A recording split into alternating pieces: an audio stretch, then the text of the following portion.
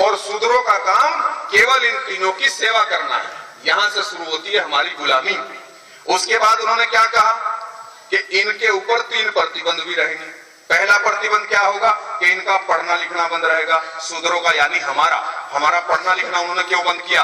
क्योंकि उनको पता था अगर ये पढ़ेंगे और लिखेंगे तो इनकी बुद्धि का विकास होगा, और अगर इनकी बुद्धि का विकास हो गया तो ये हमारी बदमाशी पकड़ सकते हैं। क्योंकि पढ़े लिखे में और समझदार आदमी में यही है कि वो जैसे उसको समझा जाए, ऐसा नहीं मुझे कोई कुछ भी समझाओ जाओ, मैं उसका विश्लेषण जब तक नहीं कर लेता, एक एक बात की उसकी रिसर्च नहीं कर लेता और तथ्यों से उसका मिलान नहीं कर लेता, मैं नहीं मानता। क्योंकि बाबा साहब ने कहा है कि तब जब जो बात तर्क की कसौटी पर खरी न उतरती हो उसको मत मानो, तभी उस बात को मानो। इसलिए सम्मानित भाइयों, उन्होंने दूसरे नंबर पर हमारे पे क्या प्रतिबंध लगा? पहला पढ़ना लिखना बंद, दूसरा हथियार रखना बंद, तीसरा संपत्ति रखना बंद कर दिया। और मेरे भाइयों, यही कानून 5 साल बाद इस देश में लागू होगा। बैठे रहो ऐसे ही चुपचाप, ना तो आप संपत्ति रख पाओगे, पढ़ना लिखना आपका बंद होगा, जितने लोग आप में से पढ़े लिखे हैं उनका कत्ल होगा। पहला 2 बार ऐसा कत्ल हुआ है, तीसरी बार फिर तैयारी चल रही है, फिर आपका कत्ल होगा इस देश में सारे पढ़े लिखों का। और जितने अनपढ़ होंगे इन्हें गुलाम बना करके कमरों में बंद करके रखा जाएगा। सुबह 4 डंडे लगेंगे, चलो इतना काम करके लेता हूं। समझिए, ये आप मेरी बात को मजाक मत समझो, उसको मैं सिद्ध करूंगा कैसे चल रहा है काम। तो सम्मानित भाइयों, इस तरह से उन्होंने वो किताब लिखी, एक के बाद एक 4 किताबें लिखी, एक दूसरे को सपोर्ट कर दिया और इस बात को पूरे भारत में लागू कर दिया। जो हमारे समाज के लोग सिंधु घाटी में इस देश के मालिक थे, उन्होंने शूद्र लिख करके नीच ठहरा दिया और उनको उन्होंने जानवर साबित करके 1800 साल तक उनका राज भारत के अंदर चला और हमारे लोग इंसान से जानवर बन गए। उसके बाद फिर इतिहास ने करवट ली, फिर समय ने करवट ली। आपने देखा होगा घड़ी की सुई 12 बजे से चलती है तो 1 2 3 4 घूमते हुए फिर 12। इस ऐसे ही मैं आज आपको बता रहा हूं, प्रकृति जो होती है ना, प्रकृति जब जब समय करवट बदलता है तो इतिहास भी उल्टा सीधा लिखा जाता, इतिहास भी बदलता है।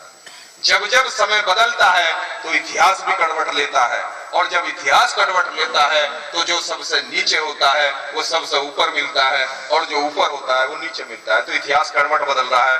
1800 साल बाद भारत की धरती पर एक बच्चे का जन्म हुआ जिसका इतिहास में नाम सिद्धार्थ गौतम है।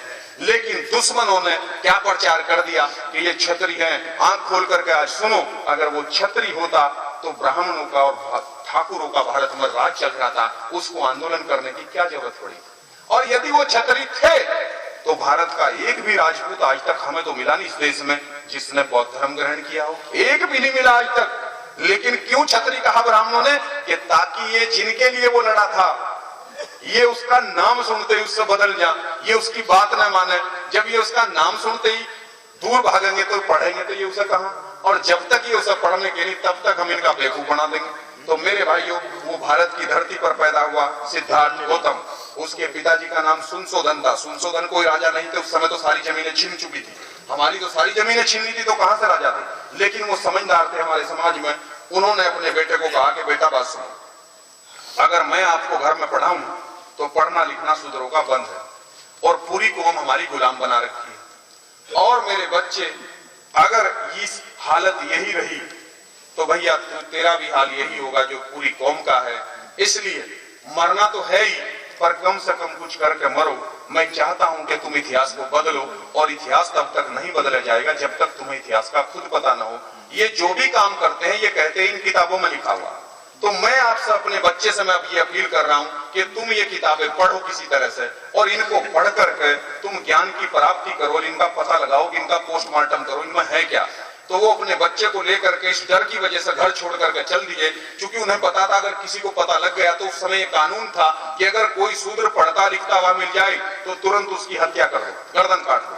अगर कोई शूद्र समझाता हुआ मिल जाए तो उसकी जीभ काट दो। अगर शूद्र इस तरह से बैठ करके सुनते हुए मिल जाए तो उन्हें सबको गिरफ्तार करके और 1.5 फुट का सुमा लेकर के इस कान में से उसके उस कान में निकाल दो। इस तरह से होता था। शंभुक ऋषि थे, एक शंभुक ऋषि, राम ने केवल उनका कत्ल इसलिए कर दिया था कि जैसे आज मैं आपको समझा रहा हूं, शंभुक ऋषि इस तरीके से दक्षिण भारत में अपने भाइयों को समझाने का काम कर रहे थे। तो ब्राह्मणों को पता लग गया कि एक शूद्र इस तरह से अपने लोगों को समझाने का काम कर रहा है, वो हमें समझदार नहीं बनना चाहते, ये है सारी बीमारी, और हम भी नहीं बनना चाहते खुद। वो तो लगे हुए चक्कर में, लेकिन हम भी इस चक्कर में जो हमें करना चाहिए हम उससे उल्टी दिशा में चलते हैं।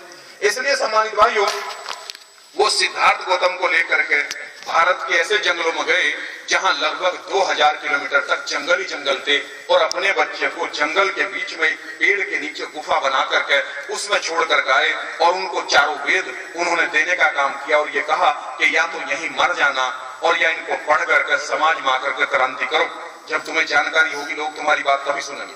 सम्मानित भाइयों, उन्होंने उन वेदों को पढ़ने का काम किया, और कुछ लोग ये कहेंगे कि जब वो पढ़े लिखे नहीं थे तो उन्होंने पढ़ लिया कैसे। मैं आपसे सवाल पूछता हूं कि द्वापर उसके अंदर महाभारत के अंदर एकलव्य का जिक्र आया है।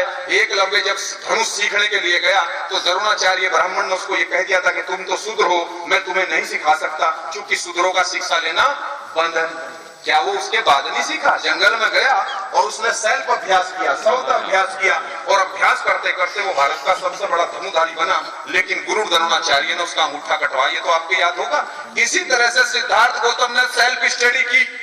जो काम 1 साल में होना चाहिए थे, साल लगे 17 साल लगे उनको जंगलों में पढ़ते पढ़ते। और 17 साल बाद इतिहास में भी लिखा हुआ कि लुम्बिनी के जंगलों में, पाटलिपुत्र उसके जंगलों में उनको ज्ञान की प्राप्ति हुई। एक पीपल के पेड़ के नीचे ज्ञान कहीं ऐसे नहीं मिलता कि बैठ करके ऐसे ज्ञान मिल जाएगा, उसके लिए पढ़ना पड़ता है, फिर उन तथ्यों को मिलाना पड़ता है, फिर इतिहास पूरे दुनिया में भारत में घूम घूम करके उससे जोड़ना पड़ता है, उसके बाद रिसर्च होकर के फिर तथ्य सही आते निकल करके।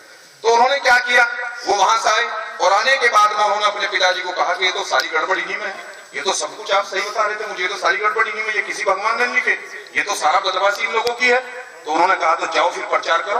तो प्रचार ऐसे खुल करके कर नहीं सकते थे, तो वो एक एक गांव में गए और रात को उन्होंने उस गांव में 5 लोगों को उठाया और 5 लोगों को ये कहा कि जो बात मैं आज आपको समझा करके जा रहा हूं, इस बात को तुम कल एक आदमी 10 को समझाओ। उन्होंने क्या कहा कि ब्राह्मण, क्षत्रिय, वैश्य ये तीनों भारत के रहने वाले नहीं है, हम भारत के मूल निवासी है, देश हमारा है, हमें कमजोर करने के लिए हमारा मनोबल तोड़ रखा है, इसलिए इन्होंने हमें शूद्र और नीच लिख रखा है इन किताबों में, हम है नहीं, देश हमारा है। इन्होंने हमारे शंकर के साथ ऐसे धोखा करके कब्जा किया है, ये बात मैं आज आपको बता के जा रहा हूँ, एक आदमी इसको 10 को बताओ।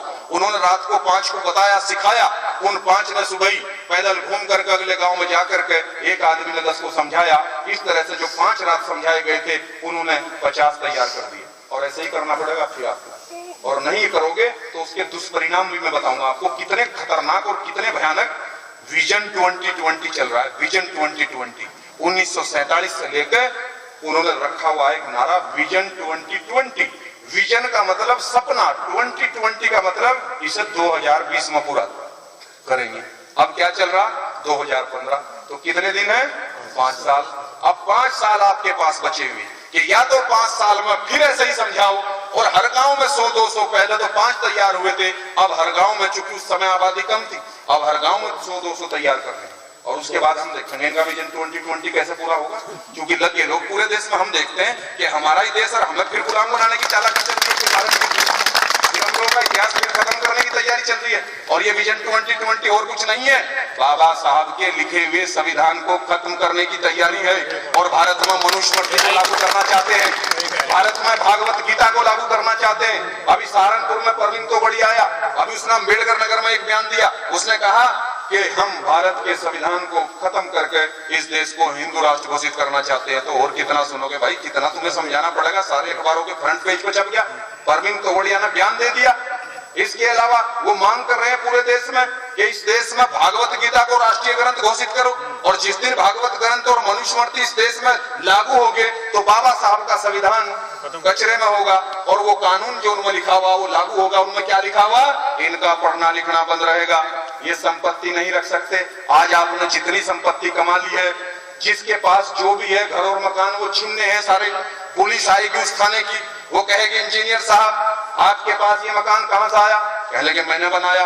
ये कब बनाया था, कि मैंने तो 20 साल पहले बनाया था, कि उस समय बाबा साहब डॉक्टर अम्बेडकर का संविधान था, उसमें सबको घर बनाने का अधिकार था। अब ये देश हिंदू राष्ट्र घोषित हो गया है, और अब आप मनुस्मृति का कानून और भागवत गीता है, और इसमें लिखा हुआ है कि शूद्र संपत्ति नहीं रख सकता, इसलिए निकलिए बाहर। यानी पुलिस जो आपकी हिफाजत कर रही है आज बाबा साहब के संविधान की बदौलत, कल वही पुलिस आपको डंडे मार के आपके घर में से निकालेगी। इस तरह से वो आपको दोबारा उजाड़ने की तैयारी कर रहे हैं। कत्लेआम होगा सबका। इसलिए मेरे भाइयों, मैं जो आज आपको ये समझाने के लिए आऊं, ऐसा नहीं कि मैं शुक्रताल में, ये पूरे देश के कश्मीर से लेकर कन्याकुमारी तक भारत के 6.5 लाख गांव में मीटिंगें चल रही है।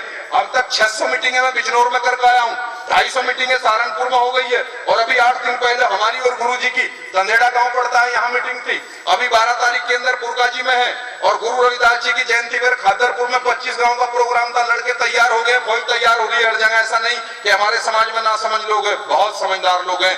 मैंने तो ये देखा कि 19 से लेकर के और 35 साल के लड़कों की एक फौज तैयार होगी। संभालना मुश्किल होगा, लेकिन संभालेंगे, उनको तरीके से इसको आंदोलन को आगे बढ़ाने का काम होगा। तो सम्मानित भाइयों, उनका चल रहा है ये 2020, और हमें पता भी नहीं लगे उसके लिए भी उन्होंने इंतजाम कर रखा। वो मैं आपको जरा इस घटना को पहले बता दूं, वो कैसे गुलाम बनाए, उसके बाद बता रहा हूं। आपको तो पता लगने का ही नहीं, क्योंकि उन्होंने ऐसा स्लो पॉइजन दे रखा कि वहां तक आपका दिमाग पहुंचने का ही नहीं। ठीक है ना, वो मैं आपको बताऊंगा कैसे।